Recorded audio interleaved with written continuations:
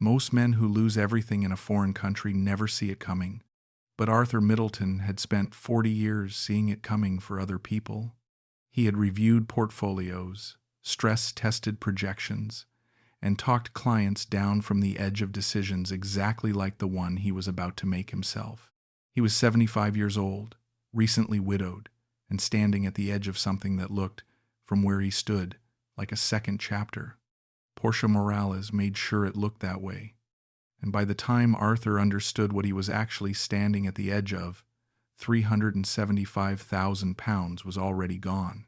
She put the folder on the table between us and said, "These numbers don't exist anywhere else. Not in London, not in New York, not in Singapore, only here." I remember picking it up. I remember the weight of it in my hands, proper weight, heavy paper stock, the kind of folder that says we take this seriously before you've read a single word inside it. I remember thinking the projections on page 4 were aggressive but not impossible, which is exactly the thought I'd had at 32 different moments in my career when a deal turned out to be genuine. I remember thinking that Portia Morales might be one of the sharpest brokers I'd ever sat across from. What I don't remember is the precise moment I stopped being Arthur Middleton, 40-year veteran of institutional investment management, and started being just a lonely old man in a warm country who wanted something to be real. That transition didn't announce itself. It never does. Let me tell you who I was before Manila, because it matters. I am Arthur Middleton, 75 years old, born and raised in Hertfordshire. Spent my career in London, 32 years at the same investment management house in the city, where I rose from junior analyst to head of international equities. I oversaw portfolios worth hundreds of millions of pounds at the peak of my tenure. I had seen every variety of investment fraud, speculative excess, and wishful thinking masquerading as a thesis. I had sat in front of founders, fund managers, and the occasional outright charlatan, and I had a calibrated nose for the difference between genuine opportunity and manufactured confidence. I retired at 71. Not pushed out, I chose it.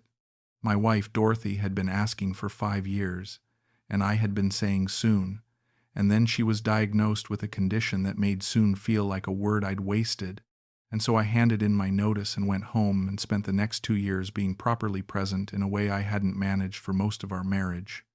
Dorothy died 14 months before I went to the Philippines. Stroke. She was 71, which felt, to everyone who knew her, like a miscalculation by the universe. She was more alive than most people half her age. She had plans. A garden she was redesigning.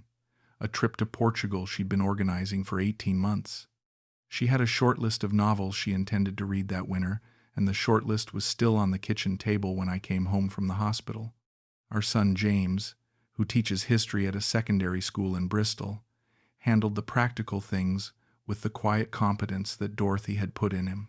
Our daughter Ruth, who lives in Edinburgh with her family, came down and stayed for a week and held things together with both hands.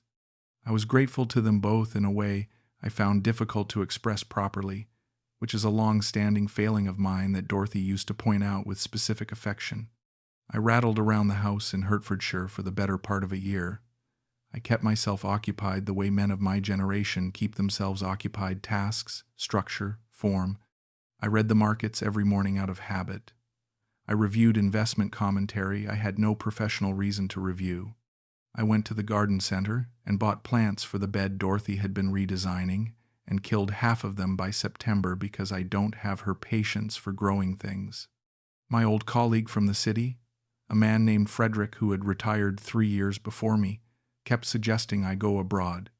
He had a place in Tuscany. He knew people who'd settled in Lisbon, in Valletta, in various warm-weather cities where the pound went further and the pace was kinder on the joints. He said I needed sun and movement and something to be interested in that wasn't the inside of a house that still smelled like Dorothy's hand cream. I chose the Philippines because of a documentary I watched on a Tuesday evening in February. It was about expat retirement communities in Southeast Asia, and it was on one of the documentary channels Dorothy had always watched while I read. I sat through the whole thing, and at the end I went to bed thinking about Manila in a way I hadn't thought about anywhere in years. Not the retirement community angle, that wasn't for me. Just the city. the particular quality of energy it had on screen. I booked a flight 2 weeks later. I told James and Ruth I was going for 6 weeks. That was 9 months ago. I arrived in Manila in early March and spent the first 2 weeks doing what I always did in a new place, observing before engaging. I walked the neighborhoods near my hotel in Makati. I found coffee shops and sat in them reading and watching. I went to a few museums and ate at local restaurants recommended by the hotel staff. I was in no hurry, which was itself unusual for me, and I noticed that the lack of hurry felt like something I could get used to. I wasn't thinking about investing. That is the honest truth, and I know how it sounds from someone in my profession, but it's accurate. I had enough. My pension from the firm, my state pension, the proceeds from various investments I'd managed sensibly over the decades, I had more than I needed for a comfortable remainder of my life.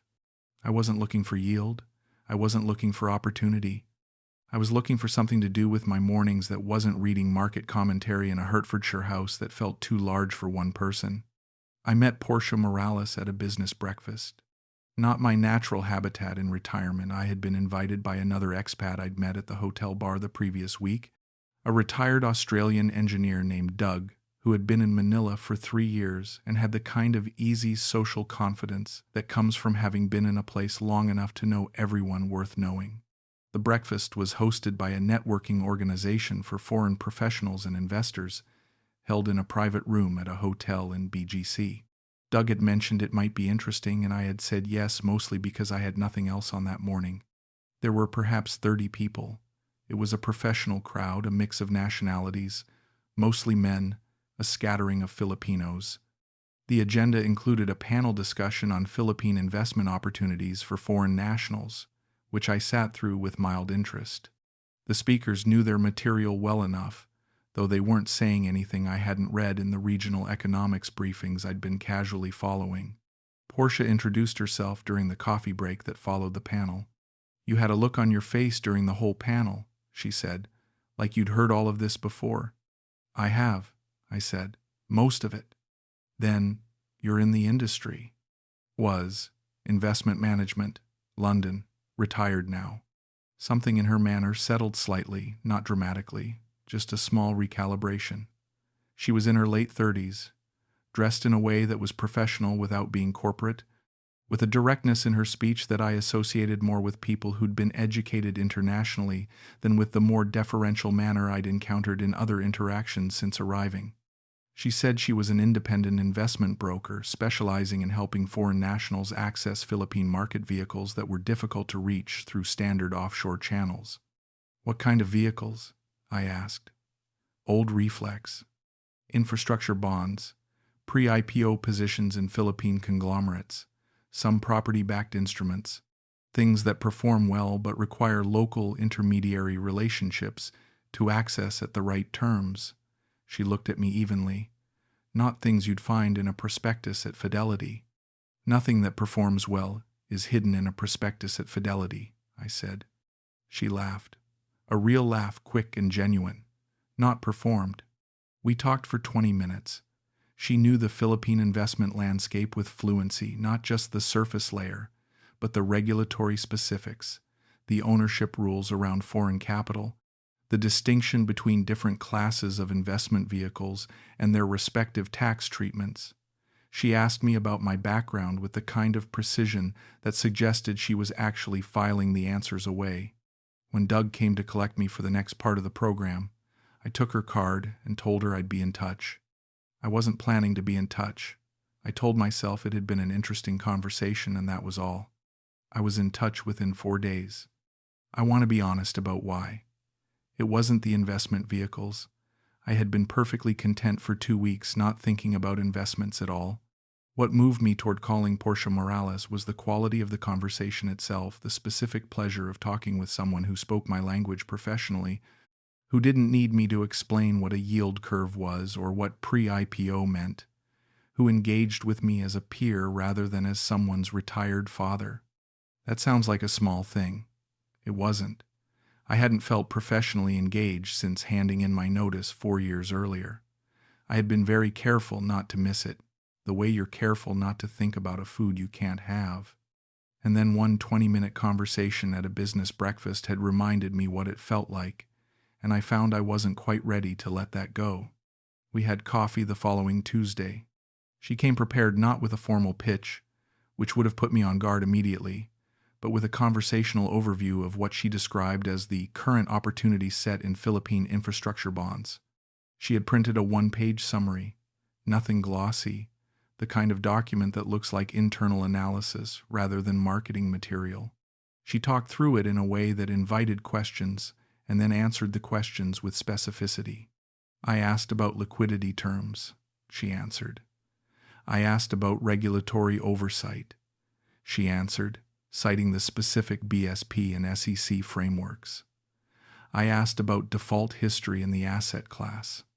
She gave me numbers and context. It was a good conversation, a genuinely good conversation. That was the problem. When you've spent 40 years in finance, good conversations about finance feel like authentication. They feel like evidence.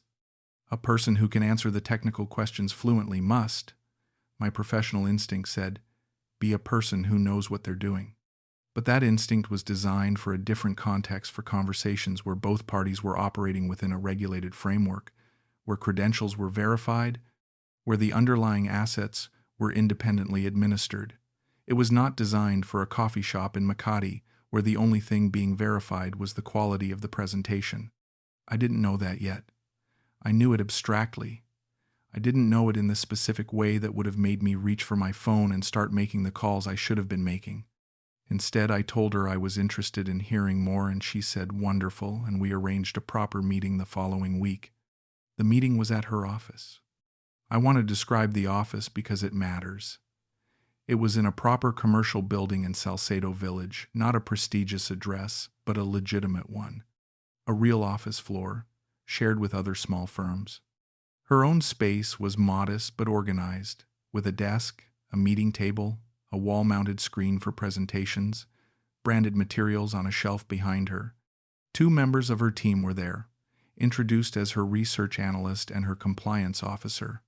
The compliance officer, a young man named Christian, spoke with evident knowledge about the regulatory frameworks applicable to the instruments she was describing. It all looked right. That was the genius of it, I understand now. It all looked exactly right. She presented 3 investment opportunities. Each had what appeared to be a proper term sheet instrument type, issuer, coupon or return structure, tenor, minimum subscription, regulatory reference number. The presentation ran for 45 minutes. I asked probably 30 questions.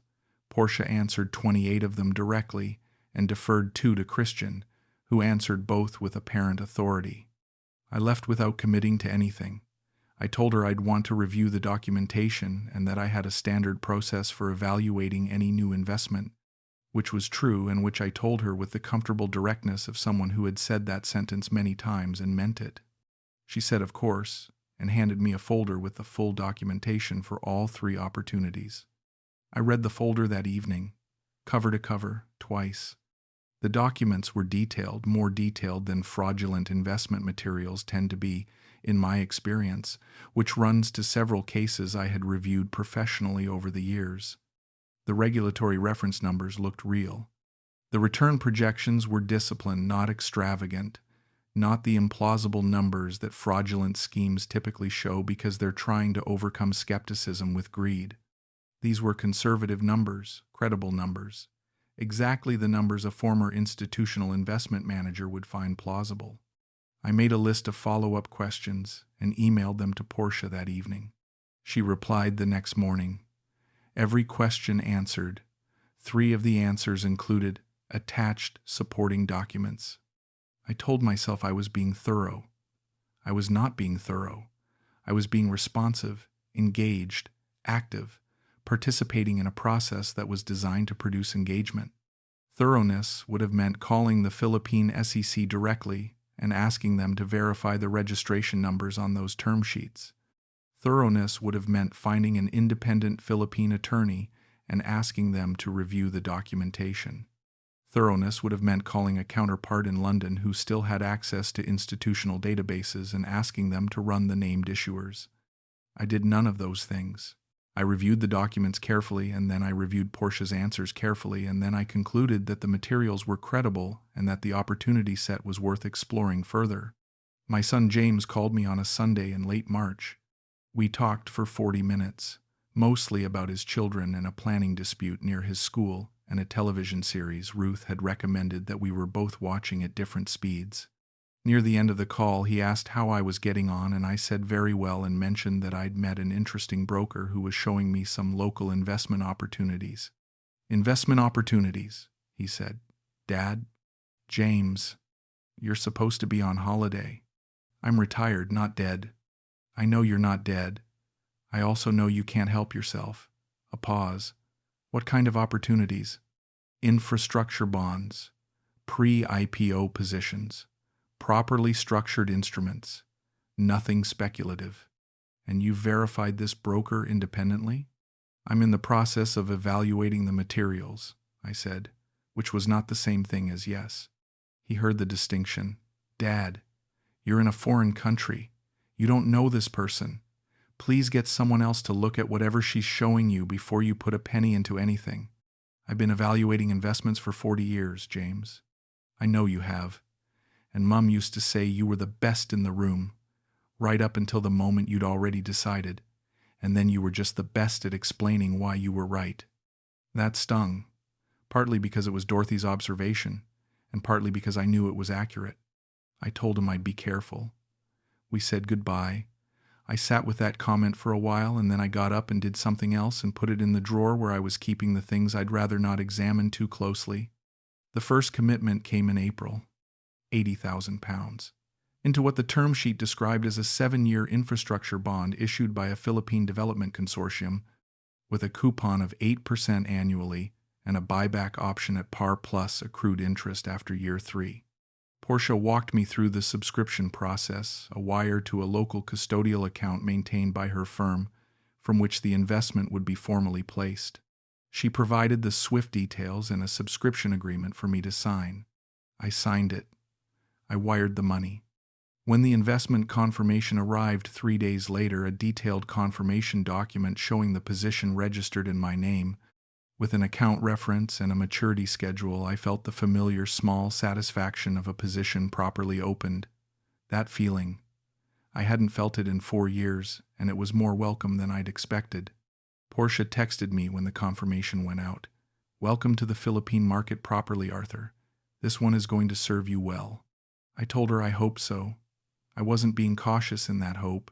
I was genuinely optimistic, which is not a state I had often permitted myself professionally, but which I seemed to have less resistance to now than I'd once had. The second commitment came 6 weeks later. £120,000.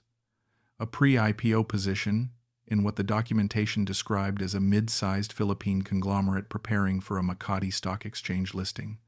Portia presented the opportunity with appropriate context, the company's sector position, the projected listing valuation, the typical uplift on pre-IPO positions in comparable Philippine listings over the previous decade.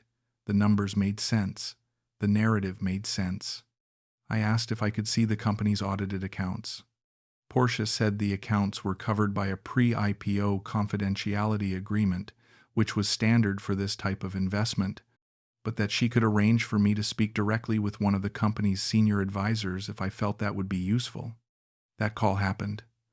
A man who introduced himself as the company's head of investor relations answered my questions with facility.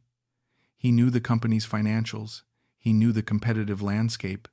He could name competitors, describe market share dynamics, explain the planned use of IPO proceeds. I told Portia after the call that I was satisfied and she should proceed. £120,000. Wired on a Thursday afternoon in late May. I want to be precise about what I was thinking at this point, because I've spent considerable time examining it since. I was not being naive. I was not being swept away by excitement or greed or romantic feeling. I was applying what I genuinely believed was professional judgment to what I genuinely believed were legitimate investment opportunities presented by a broker I had come to believe was competent and honest. The belief was wrong, but the process by which I arrived at it was not obviously flawed to me at the time. Every question I asked was answered. Every document I requested was provided. Every concern I raised was addressed. The machinery of the thing was convincing because it had been built specifically to convince someone like me, someone who asked technical questions, who read documentation carefully, who knew enough to distinguish between a well-constructed answer and a vague one. What I was not doing was bypassing the machinery to check whether anything on the other side of it was real. I was evaluating the presentation. I was not verifying the underlying facts. That is the distinction I keep returning to. And the reason I wasn't verifying was not carelessness. It was that verifying would have required me to treat Portia as a suspect rather than a colleague, and I had already decided she wasn't a suspect. I had made that decision gradually, over 8 weeks of professional conversation, and I had made it feel like a conclusion rather than a choice. But it was a choice, and it was the wrong one. Frederick came to visit me in June. We had been in regular contact since I'd arrived. He had a standing concern about me being in Manila alone that he expressed through the frequency of his phone calls, which I found touching and mildly irritating in equal measure. When he said he was thinking of coming out to see for himself how I was getting on, I said come and meant it. He arrived on a Tuesday evening and we had dinner near my apartment that night, and he was the same Frederick he'd always been, curious, direct, with a very precise ability to ask the questions that got to the thing. At dinner on the second night, I told him about Portia and the investments. He put his fork down. "You've wired £200,000 into the care of a broker you met 6 weeks ago at a networking breakfast," he said. 8 weeks, and I've done proper due diligence. Have you run the registration numbers through the SEC's public register? I had not. Have you verified the custodial account with the receiving bank directly? I had not. Have you had an independent Philippine attorney review the subscription agreements? I had not. "Arthur," he said my name quietly, "I've known you for 31 years. You would never have done this in London. You would have had every one of those things done before you put £50 into anything, let alone 200,000. Manila isn't London." "No, but fraud is the same everywhere." I told him he was being alarmist. He told me he hoped he was. We had a brandy and talked about other things, and when he went back to his hotel, I sat in my flat and looked at the ceiling for a while. I did not, the following morning, call the SEC or the receiving bank or an independent attorney. I told myself I would. I put it on a mental list of things to do later. Later turned out to be more flexible a concept than it should have been. The third commitment came in July, £175,000. This one was different in structure, a property-backed instrument, Portia explained, linked to a commercial development in the Bonifacio Global City area. She showed me photographs of the site, a planning document, a valuation report from a firm whose name I did not recognize but whose format was professional. The return structure was more complex than the previous 2 instruments, a combination of coupon and capital participation on exit, but the documentation was detailed enough to follow. I remember hesitating on this one, not because anything specific seemed wrong, but because £175,000 was a number I could feel in a way that £80,000 and £120,000 had not quite produced. I was now talking about a total commitment of £375,000, which was a material portion of the liquid capital I had available. I mentioned this to Portia. "I understand," she said, "and I want to be clear that there is no pressure here whatsoever. This opportunity has a small allocation window, but that's not a reason to move faster than you're comfortable with." I appreciated that she said that, which is to say, it worked exactly as intended. She also said something else in that conversation that I have thought about many times since. She said, "Arthur, the first 2 positions are already performing. The coupon on the infrastructure bond was credited to your account last month. You can see it right there in the confirmation statement." I had seen it. A credit of £1,067, representing 1 month's accrued interest on the infrastructure bond. It was there in black and white in a confirmation statement that looked entirely legitimate. What I didn't know, what I couldn't have known without checking, which I hadn't done, was that the confirmation statement was fabricated. The credit entry was fabricated. The entire investment account, where my £200,000 ostensibly lived, was a constructed document with no corresponding reality. The early returns on a fraud are not returns. They are bait. I knew this. I had reviewed fraud cases where exactly this mechanism had been used. I had explained this mechanism to junior colleagues at the firm when discussing the forensics of investment fraud. I wired the £175,000 on a Wednesday morning in July and felt, doing so, like a man who understood risk and was managing it sensibly. The quarterly review meeting in August was the best meeting we had. Portia had a full portfolio review prepared 3 pages, showing all 3 positions, their current status, the accrued returns to date, and a forward projection to maturity. The numbers were good. Not spectacular, sensible, considered, the kind of returns that a conservative institutional investor would find satisfying. She walked me through each position with care and answered my questions about the forward outlook for each. I remember leaving that meeting with a feeling that I hadn't had in years, the feeling of having done something right, of having made good decisions with money and having the evidence in front of me. I had missed that feeling more than I'd realized, and sitting there in Portia's office with a quarterly review that said everything was working, I felt for the first time since Dorothy died that I was properly inhabiting my own life again.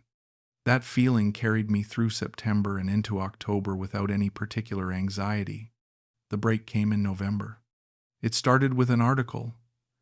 Not something I found intentionally, it appeared in a news aggregator I checked each morning, a report in a Philippine business publication about a crackdown on fraudulent investment brokers targeting foreign nationals in Manila. The article named several tactics, fabricated term sheets, fake regulatory reference numbers, manufactured confirmation statements, telephone investors who played the role of company representatives. I read the article twice. Then I went back to the documentation Portia had given me for the infrastructure bond, and I found the regulatory reference number, and I went to the Philippine SEC's online public register and I searched for it. It returned no results. I searched the reference number for the pre-IPO position. No results.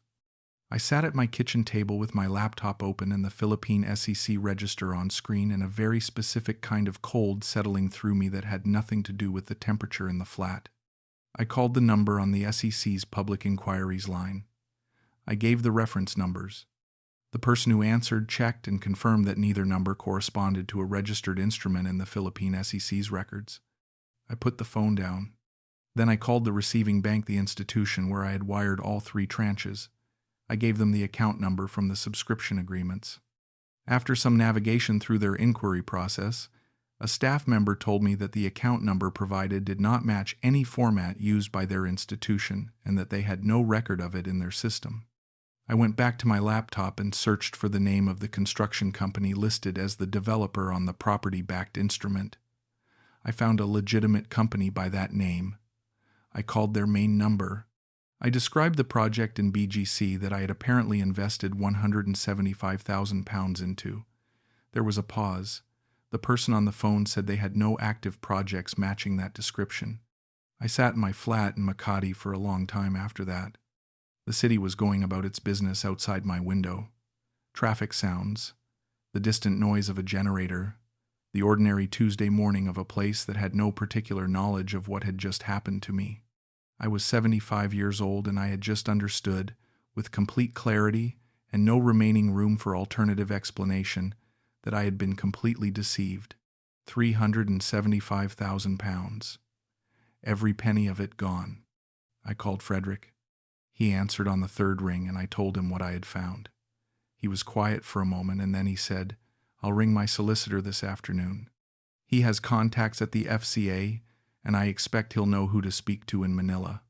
Don't do anything else today. Just sit tight." "I want to go to her office," I said.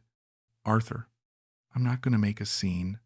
I want to look at her and tell her what I know." Another pause. "Is that going to help you?" "I don't know, but I'm going to do it." I drove to the office in Salcedo Village the following morning. The building was the same. The floor was the same.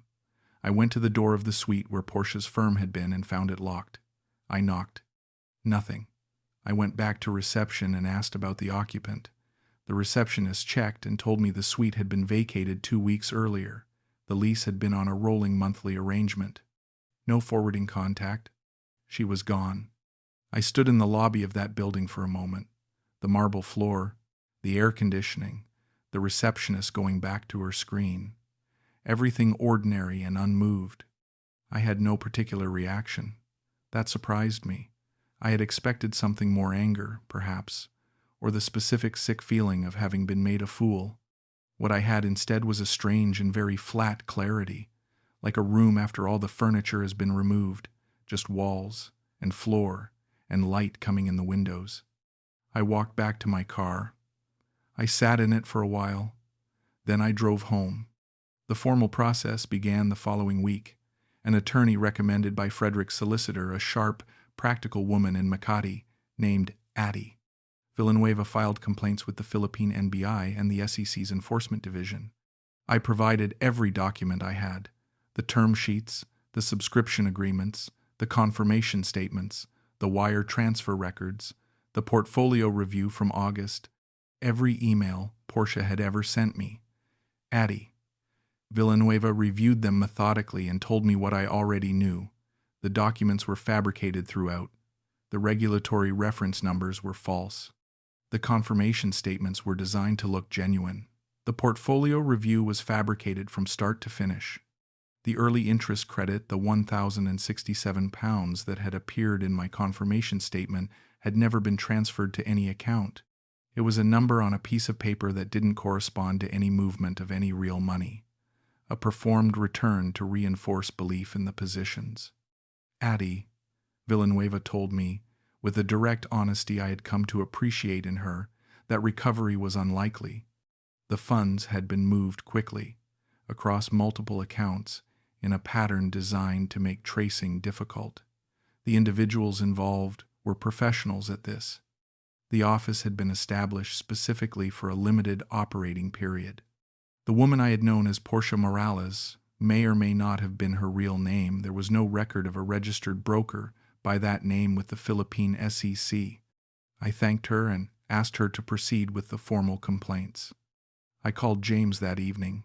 He was the one I found harder to call. Ruth, I knew, would receive it with the emotional directness that she had from her mother. Grief first, practicalities second, no judgment. James, I suspected, would receive it the way he received most difficult things, quietly, carefully, and with the particular restraint of a man who had been taught by his father that showing too much was a kind of weakness. He would not say, "I told you so." He would be far more restrained than that, and his restraint would sit with me longer than any reproach. I told him the full story. He was quiet throughout. When I finished, there was a silence that lasted several seconds. "Are you all right?" he said. "Just you, I mean, not the money." "I'm intact," I said. "The money is a genuine problem, and I'll need to adjust how I think about the next few years, but I'm not broken." "Good," he said. "That's what matters." A pause. "I want to say something, and I want to say it gently. Say it plainly. You'll do it better that way. Mom's gone, and you've been trying to feel like yourself again ever since, and the way you've always felt most like yourself is when you're in a room being the person who knows what they're doing. And she picked that up from the moment she met you. She gave you a room where you were that person, and you needed it more than you knew." I couldn't say anything for a moment. "That's not a weakness," he said. "I'm not saying that. I'm saying she saw it and used it, and I don't know how you protect against something like that when you're already hurting.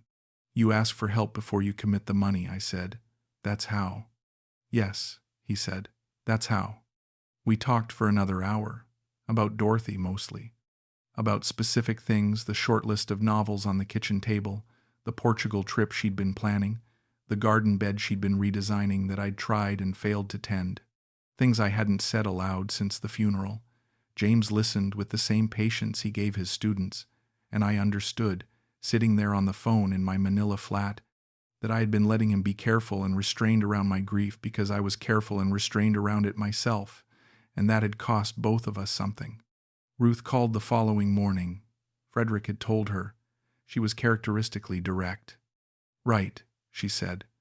"First question, Are you coming home? I don't think so, I said. Second question, why not? Because going home to Hertfordshire to sit in that house is not the answer to anything. She was quiet for a moment. Fair enough. Third question, what are you going to do with yourself now? Work that out, I said. Right.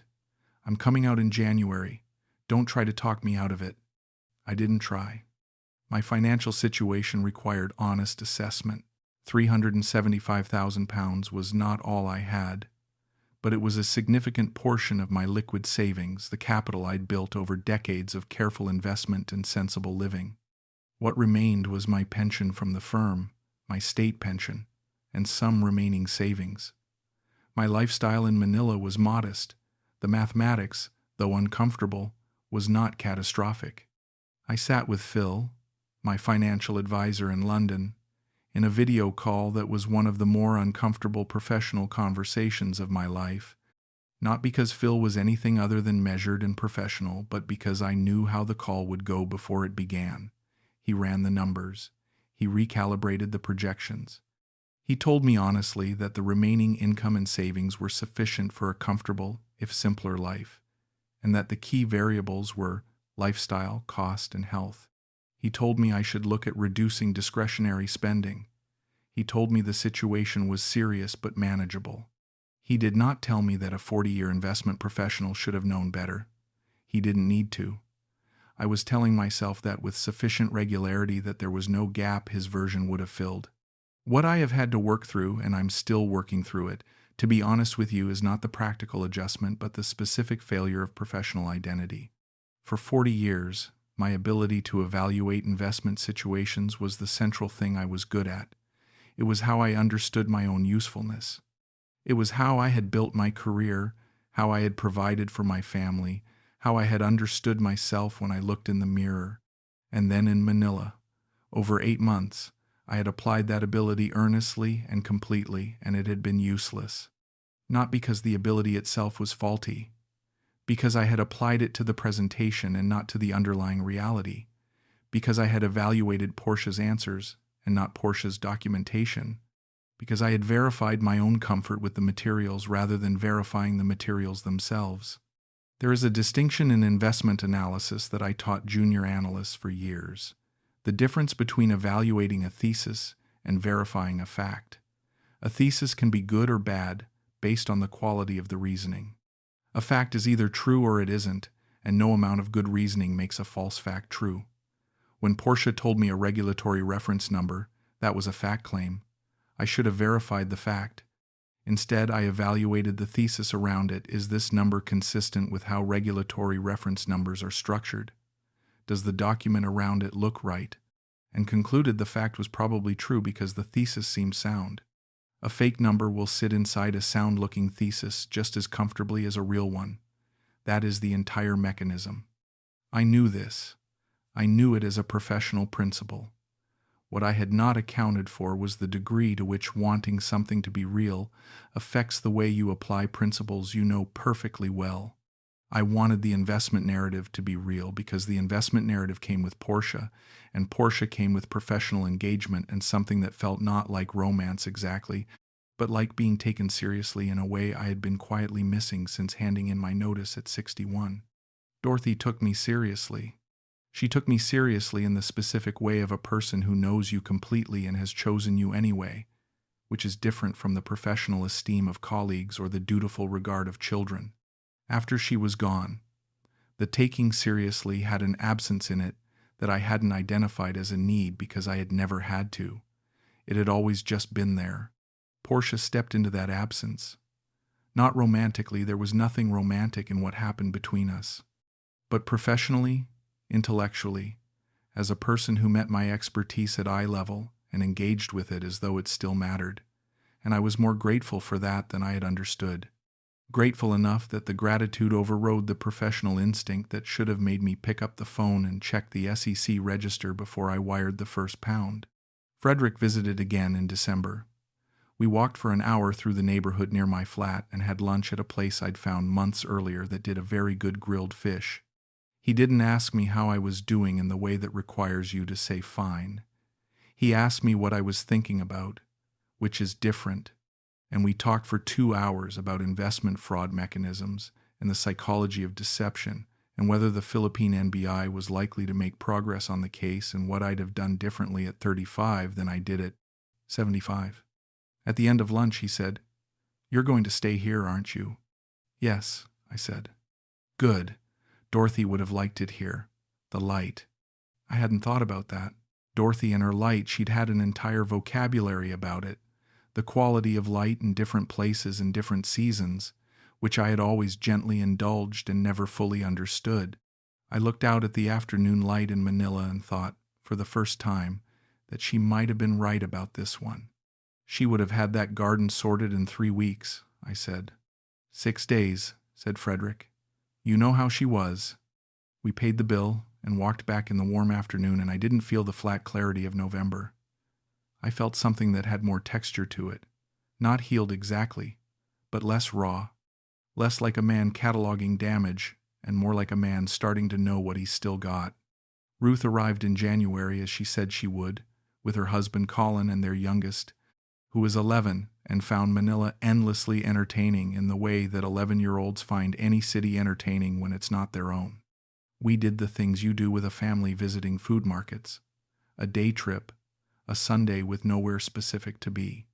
Ruth and I talked properly in the evenings after Colin and the boy had gone to bed.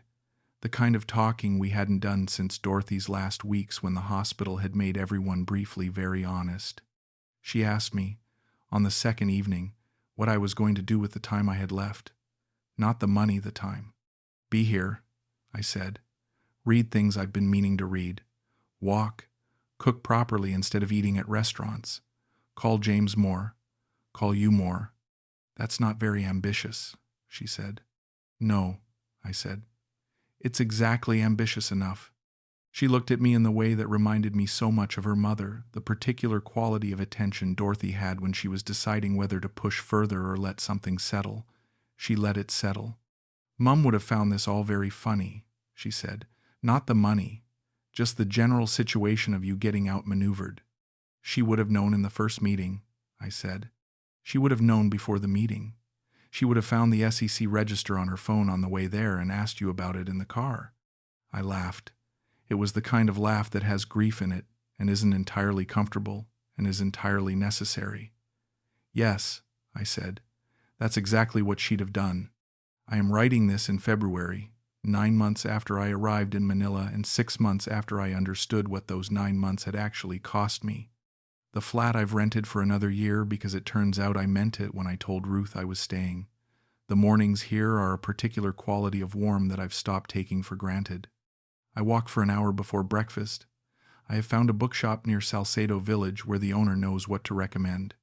I have lunch with Frederick when he visits and with Doug, the Australian engineer, who invited me to that breakfast where I met Portia on Thursdays at a noodle place he found near his flat. The legal case moves slowly.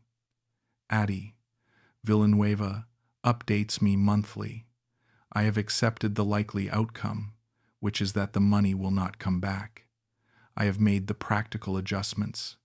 I have told my children the whole truth of it and received, from both of them, more than I gave them credit for in advance. The question I live with, not painfully, just honestly, is whether a different man would have caught it earlier, whether the 40 years of professional experience should have built a stronger floor beneath my judgment.